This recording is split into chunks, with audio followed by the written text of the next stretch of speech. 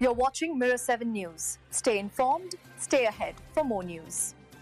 Hurricane Erin has quickly become one of the most talked about storms in recent memory, and for good reason. It is now considered one of the fastest strengthening hurricanes in Atlantic history. In less than 36 hours, Erin exploded from a Category 1 storm with 75-mile-per-hour winds to a rare and dangerous Category 5, with winds nearing 160 miles per hour.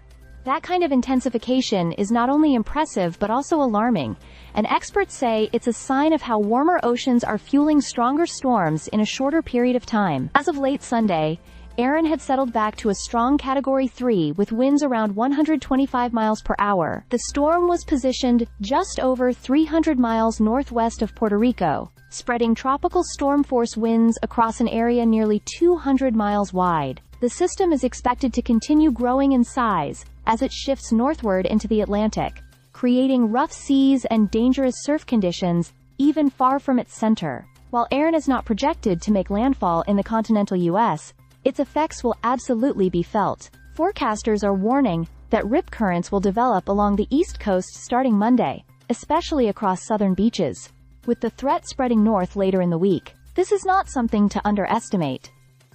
Officials point out that in the past decade, about 12% of U.S. hurricane-related deaths have been linked to rip currents. In other words, even without a direct strike, Erin poses a real danger to people heading to the shore. Because of the forecast, Dare County in North Carolina has already declared a state of emergency. A mandatory evacuation order was issued for Hatteras Island in the Outer Banks, effective Sunday. Officials warn that coastal flooding and ocean overwash could make NC Highway 12 impassable for several days starting Tuesday, and residents and visitors are being told to leave before conditions worsen. Meanwhile, the outer rain bands of Erin have been soaking Puerto Rico, where flooding and power outages have already been reported. Nearly 100,000 customers were left without electricity over the weekend, and more heavy rain is expected. The Turks and Caicos, and parts of the Bahamas, are also under tropical storm warnings, with rainfall totals of up to 6 inches possible. That raises concerns for flash flooding,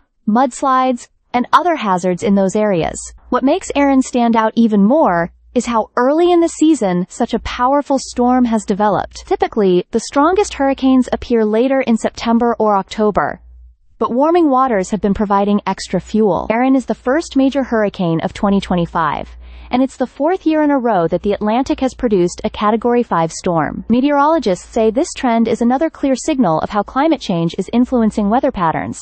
So while the East Coast may avoid a direct strike, the ripple effects of Erin will be widespread. Strong surf, dangerous rip currents, and flooding threats are expected to continue in the days ahead. And for those in vulnerable areas like Hatteras Island, the message is clear: evacuate now, because conditions are only going to get worse as this massive storm churns offshore. Stay subscribed for more videos.